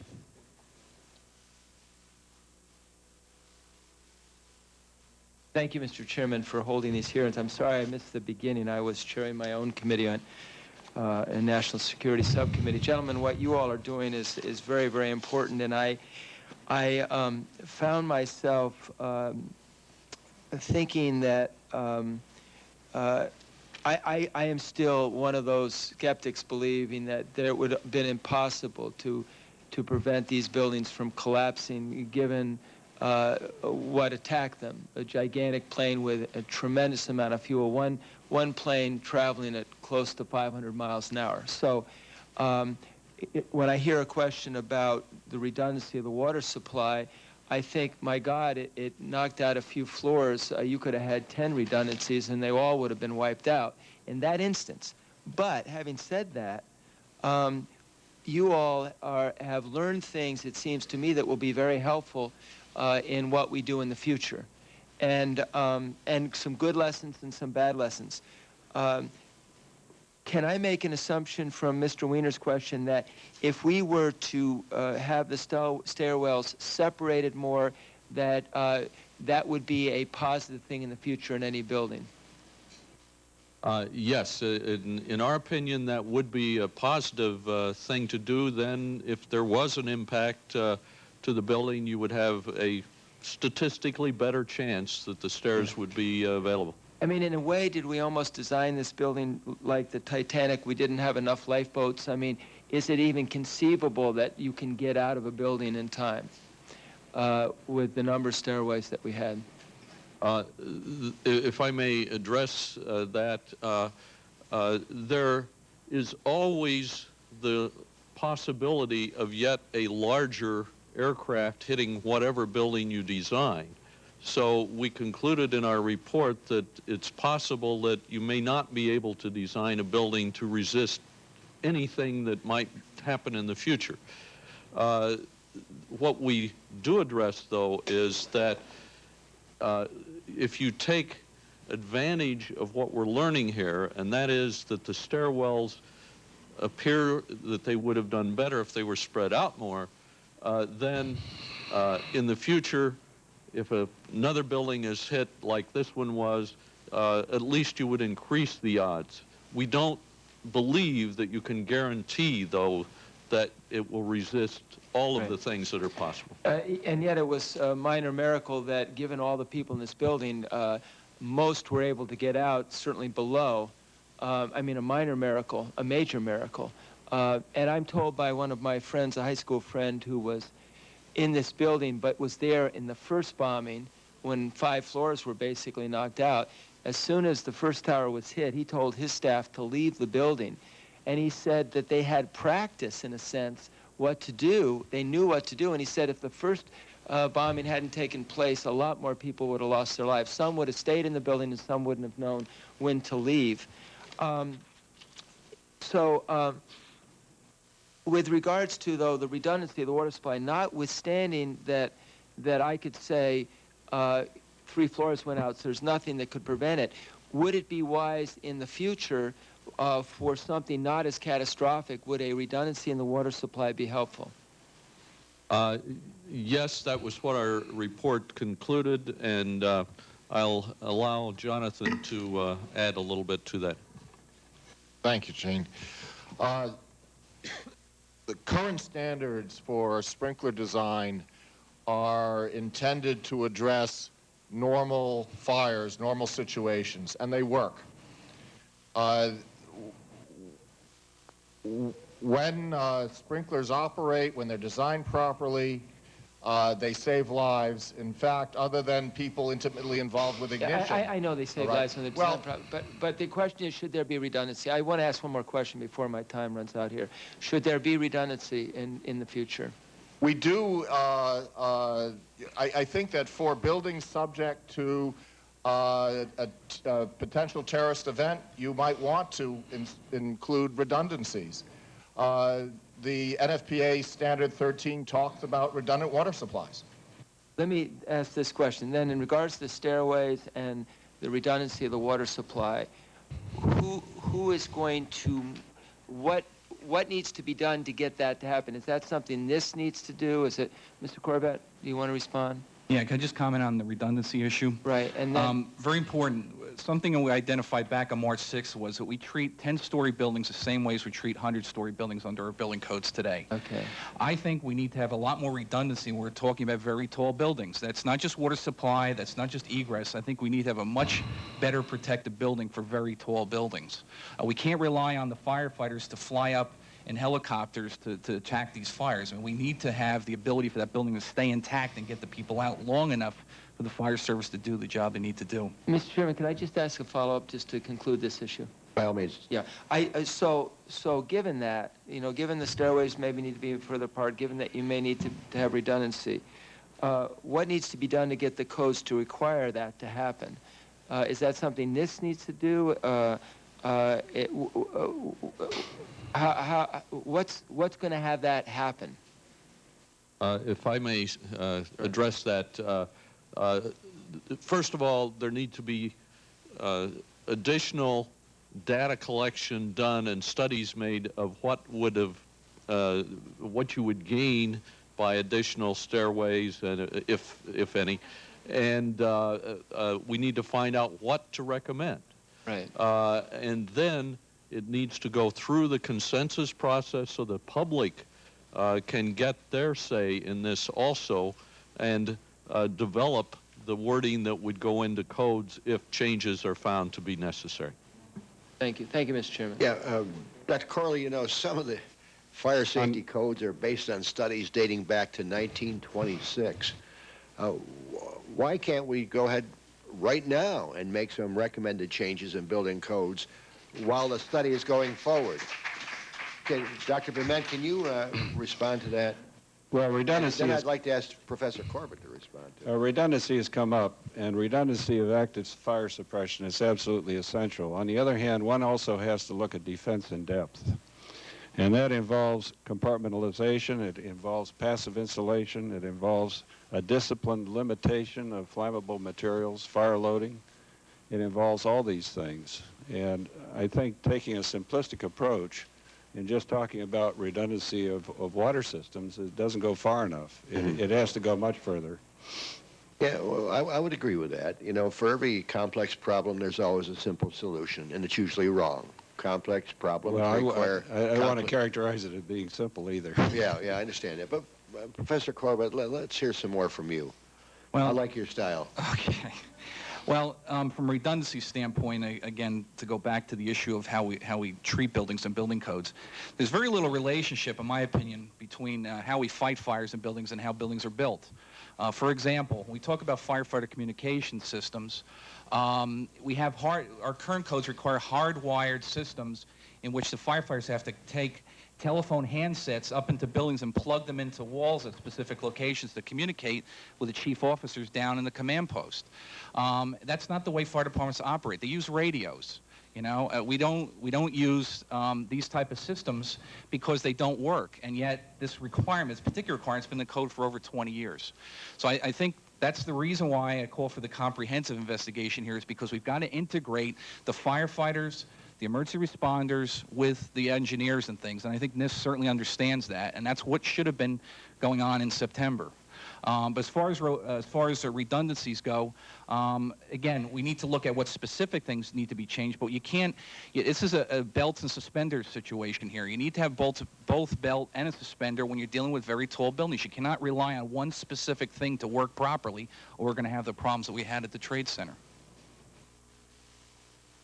And I couldn't agree more that the comprehensive nature of the study is essential, and which leads me to conclude that You've got somebody to start now, Dr. Boehlert, and there's going to be a $16 million supplemental request. I hate to be accused of being a big spender, but that's not going to be enough. No, it won't be enough. Tell me what you need.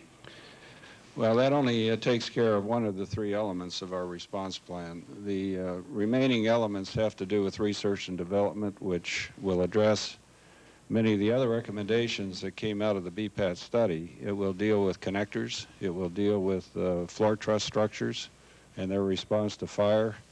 It will deal with different materials that might be used for passive fire protection. It will deal with the issues that have been raised with regard to the robustness and the adherency of sprayed-on fire insulation on painted steel. If we're going to be dealing with protection against blast, it doesn't have to be an airplane impact. It could be blast. We have to find better ways in which to apply some of these installation materials so that they'll be reliable and they can live up to whatever design code one is using for those kind of Where does the $40 million figure come? Is that a NIST estimate? Well, that was Dr. Corley's number, and I would defer to him to speak to that. And Dr. Corley, you're saying what, $40 million over the next 3 years would be needed? No, sir. That was $40 million was intended for the additional analysis and study that we have identified needs to be done at this point. It did not include such things as the research on connections and things like that that need to be done to be able to make a proper code changes in the future. Yeah, well, Dr. Boehlert, I've got this chart, which I understand is an internal working document within NIST that outlines the $40.4 million over through fiscal year '05.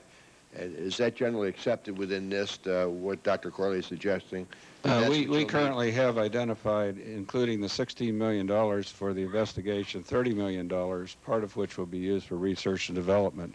There will be additional needs to cover all the research and development that we've currently scoped, and those requests will come through in our '04 budget request and the out-year budget request as well. But are you operating under the assumption that that you're probably going to get those because we've had those dollars? Because if you don't get those dollars, then you've got to rearrange the priorities for your $16 million. It seems to me. We've had excellent support from this administration in supporting our response plan, as you well know, through our supplemental requests, through our reprogramming. But that's only the beginning. And that's only the beginning. But are you operating under the assumption that the $16 million supplemental is the beginning? This is like chapter 1 and 2, and that'll cover the investigation. That's correct. And are you getting? You must have had at least preliminary discussions within OMB. It's under very active consideration. Yeah, right, fine. Now. And are you... I'm optimistic. You're optimistic. That's good. That's very important. Dr. Ehlers. Thank you, Mr. Chairman. I wanted to address the same issue. This horrible, terrible tragedy that happened, and I wish it had never happened, has also given us an opportunity to really learn a great deal more about how to prevent such things, not, as you say, just from impact of an airplane, but from a blast. We as a nation are susceptible to terrorist bombings, but also earthquakes, which is quite a different animal. Yes. It doesn't happen too frequently in New York, but many of the stresses that occurred would also be important in an earthquake situation. Particularly the destruction of the sprinkler system, which is not too hard to imagine in earthquakes. I think it's absolutely essential that we do as much research on this as we can, and that you have the resources you need to do that, because something like this, thankfully, doesn't come along very often, and we can learn an immense amount about it. And also the point made, I believe, by Professor Corbett, that designing tall buildings is different than designing small buildings, and there's some basic facts we have to learn there. I'm fascinated, for example, by the connections of the transverse beams, and which seem totally inadequate in this situation, but obviously are adequate in the normal life of the building. We can learn a lot there. And I certainly encourage you to work as diligently as you can with the administration to get whatever resources you need for this. And I'm sure this committee will be happy to support you in that effort. Thank you very much, sir. I have no further questions, Mr. Chairman. Thank you. Let me ask all of you the very obvious question. You've had my proposed bill for a few days to look at. Can you give us an instant reaction? Are there some voids there that you think we should address? Are there some things that we're trying to address you think we're wasting our time? Give us sort of a instant reaction to the proposed legislation. And let me start with Professor Corbett. Yeah, I want to congratulate you on a very important bill. I've been in the fire service for over 20 years now, and I can't think of a more important thing as far as lessons learned to have that kind of capability, within our federal government, because these are national lessons. These are not New York City lessons. These are national fire service lessons. They're going to be learned as well as many other things. A couple comments that I had about it. I would suggest that perhaps some of the language that relates to the scope of the team, as far as specific types of disasters they would respond to. The word building failure, for example, was used in the proposed legislation. I think there are other issues or other situations where perhaps a building doesn't collapse or doesn't fail in the sense that it falls down, but fails perhaps in a design concept. Let me give you a couple examples. Several years ago, there was a crowd crush incident in New York City, I believe it was at City College, where several students were killed at a concert at the base of a stairwell because they were going to this concert and the doors were not open, and the doors opened out, and they were at the bottom of the stairwell trying to get in, and the crowd crush behind them killed several people. I think that's an example of a kind of thing that NIST needs to look at, in terms of building failures. Again, not collapse, but the design, perhaps. The other, I think, perhaps even more important issue right today is that, God forbid this should happen, but if we had a biochem attack in an existing high-rise building, I think it's important that the team would also respond to an incident like that. For example, the design, if a terrorist used some type of chemical or biological agent and released it through the heating and ventilation system, I think we'd have to learn about what happened at that kind of incident as well. So if there's some way you can work with the language to accommodate. I guess it's a matter of definition. I mean, failure, we've got to have the broadest. Right, and that's why I suggested back on March 6th that construction team maybe calling it disaster, I think, would allow it to be much more comprehensive. And that's the other big thing I would encourage is that, again, not look at just the building, but what are the other issues, the firefighting or the search and rescue or the, other issues that will come up. And it's the comprehensive nature of that as well. And by calling it disaster team, I think you get a little bit more of that, but it may be a issue for lawyers to deal with. I'm not really sure, to tell you the truth. So. Professor, let me assure you, you haven't heard the last of us. I mean, we're going to be in constant communication. Because we value your input, and that's very important. I would ask that we refrain from any applause, although I love it. But the fact of the matter is this is very serious business, and we're trying to be as professional and as unemotional as we can on a very emotional subject. But the witnesses are just so helpful to us as resources. And, well, you get the point. Dr. Bement. Yes. I would say, first of all, I applaud the committee with what it's done so far. I think it's serious and responsive. We have just received the draft of the bill. We're looking at it very carefully, and I would like to give my response in a much more thoughtful way. So I will work with you in the committee as we go forward with this bill. But you agree, for example, that you need subpoena power? I don't want to go there yet. Is there doubt in your mind? I do mean to put you on the spot in this one. I mean, there's some information I think that would have been, the videotapes from the news outlets, for the life of me, I don't understand why they weren't cooperative when asked for them. The 9/11 tapes, I can think of a lot of things where subpoena power would have been very, very beneficial if you had. But do you feel you're constrained by your position that you I feel somewhat constrained, but let me comment more openly. We have been in this position before and further in previous investigations. we found in previous investigations that we were able to operate effectively with those involved, that we were able to get the information that we required. Furthermore, in this case, where we do have a federal advisory committee, and I will say in response to Dr. Corbett's comments, that federal advisory committee has already been scoped. We already have guidelines for that committee. We will be going out with the Federal Register very soon, soliciting comments and also specific suggestions for membership on that committee, so we will move just as quickly as we can on that. But let me ask you, do you and Dr. Corbett, Professor Corbett, have a relationship?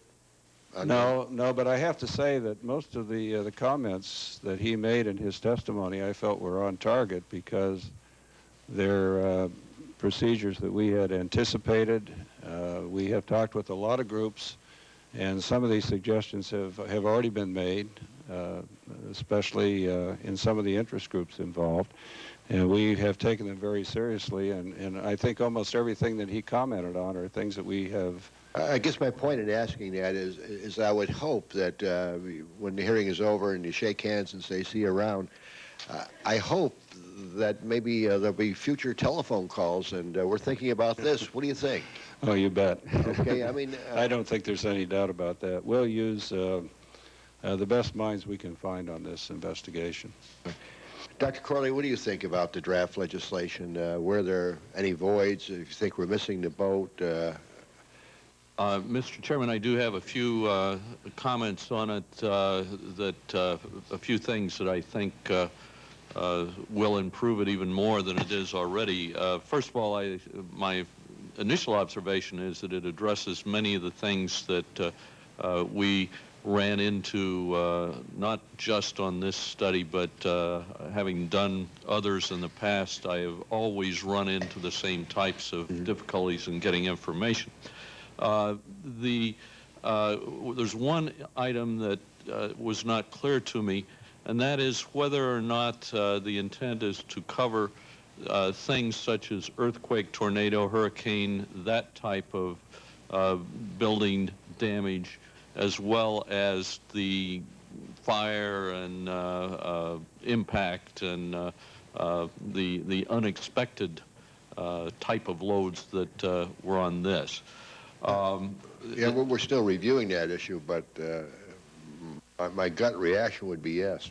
That is something that I think needs to be defined, whether it would or wouldn't cover those things. Then specifically when it comes to the composition of teams, there is some specific wording that I will be happy to share, but specifically I think the team should be identified as having a minimum of 10 experts on it, and this is from my experience in the past, and that these need to cover the areas of structural engineering, forensic engineering, and then appropriately fire protection engineering, geotechnical, those things that might have been related to the collapse. I believe that should be in the bill. Thank you, because that's so very important that we get input from respected professionals like you and the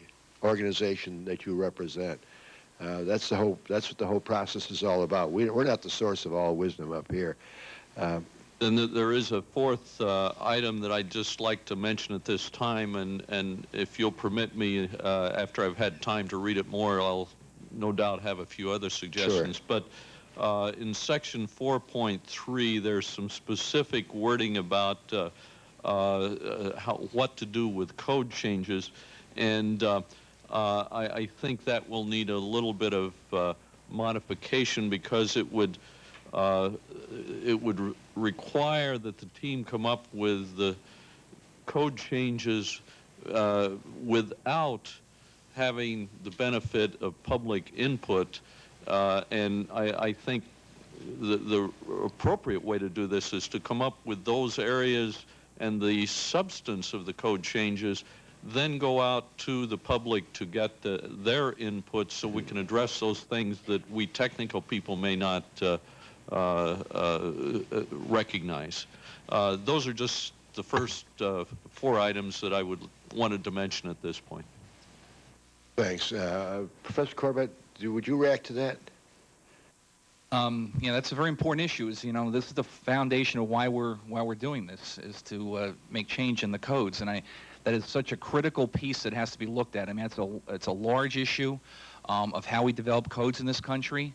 We develop them privately. This is not developed by the federal government. So, but there's got to be some type of very formalized relationship between the code writing organizations and this very special construction safety team, because I think this kind of, the issues that come out of a disaster investigation are at a much higher level than the typical individual who goes before a code writing organization to present a code change. This will be the work of a lot of people. I recognize that the public input is certainly important, but I think there needs to be a fast track right to the code writing organizations, because these are issues that are looked at, again, by the most esteemed people that we can find for this team. So I think, again, we need to treat it differently than the way we treat code changes today. Mr. Shea, do you have any comment? Just real briefly, as a 25-year veteran of the federal government, what I did after the last hearing was to go and pull the NTSB authorizing legislation, and then I visited the leadership of the NTSB as part of that process. My litmus test is very simple, which is that I asked them whether it worked, whether it gave them the range of authorities and that they needed. They indicated to me that it did. I can see that the legislation you're proposing parallels that. The only other thing I'd add is that the issue of the coverage of the legislation in terms of wind, earthquake, and other things is certainly a subject of discussion in some of the communities out there right now. So I think it does appear to do what your intentions are. The final thing I will say is it does, see specifically call for the involvement of the U.S. Fire Administration. I think that's an extremely important part of this effort to involve fire service professionals as we look at these issues. You better believe it. Very, very important. And we use the NTSB model for our drafting purposes. Chair is pleased to recognize Mrs. Murillo. Thank you, Mr. Chairman. I also want to thank the panel. Thank you for the excellent testimony you presented, the experience and commitment that is behind it, too. Dr. Boehlert, I want to applaud NIST for its comprehensive effort in putting together a first-rate plan. I think that, and I think everybody on this committee believes that NIST is the ideal agency for this research, and we will all work hard to ensure that you have the adequate resources for the study.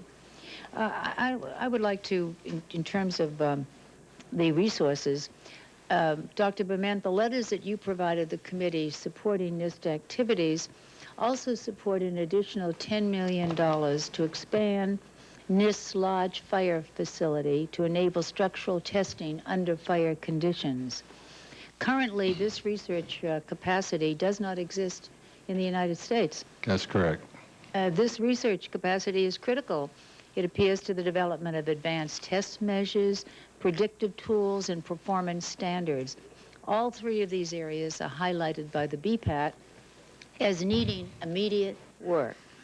So I would ask you, what are NIST plans at this point? At present, we have a 2-pronged plan. We have begun immediately to do design studies of our existing fire facility to see how that might be expanded in order to help support the type of studies on large structural elements that we feel are essential. But in addition to that, we also have an investigation worldwide to find existing facilities in Canada and the United Kingdom which might be available to us as we get into our research and development program, should we not have an expanded facility in time. So we're going to do the testing one way or the other. But we feel it's absolutely essential for this nation to have its own test facility that's adequate for these types of structural investigations. You said that if you didn't get the necessary resources, you would reach out. Would you say Canada? In time. In time. Yes. We're looking at alternate approaches to do the testing that we feel that it will be essential for the World Trade Center. Would that $10 million be part of that $41 million? Would it be over and above? When I say $41 million, I'm talking about the $16 million plus another 25. I'll have to get back with you on that, Mrs. Morella. The study, the design study is underway, and I'm not sure we have a definite number yet, but I'll certainly respond to you on that question. Good, good. We would like to know, how that's going to be done, and again, commend you. Think that NIST would be the very appropriate facility, laboratory for this particular study. I know a lot of the questions have been asked. I have some others, but could I ask each of you, is there anything that we have not asked you that we should ask you? Anything that Congress should be doing? We are going to be launching this bill that the chairman has worked so hard on. Professor? Yeah, I think I know the plan that we've got before us today is the way to go. I think there's, we need to get that team together very quickly, as I mentioned before. But as far as other things we need to be doing right now, that's perhaps the most important thing, as Chairman Boehlert indicated, is to get moving on this, because there are issues about, especially with the evacuation, that we need to contact people right away. We need to have that plan in place. So I would just make that comment that, again, time is of the essence. Mm-hmm. Very good. Mr. Shea, any final comments, or Dr. Corley? Everybody seems to be pretty happy. Dr. Barnett? Very good, then. Dr. Barnett, well, then thank you, Mr. Chairman. Yeah, I hate to do this, but we have a vote on, and we do want to come back because there are some more questions, and I would hope you all would be able to stay. And with that, recess and be back after this vote. Yes, it's going to be a recess, right? Yeah. Because by the time they come back, we're too late.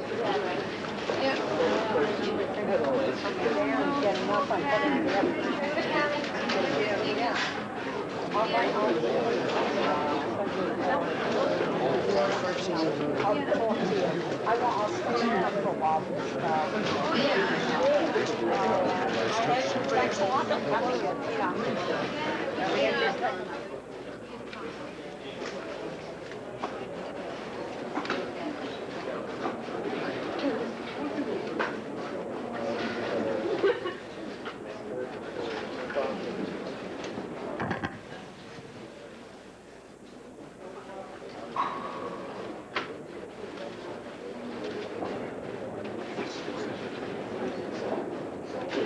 We're about ready to wrap this up. Mr.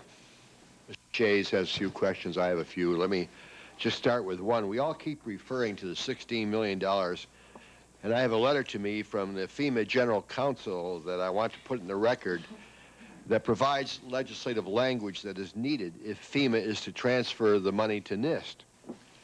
As I've already said, I'd rather appropriate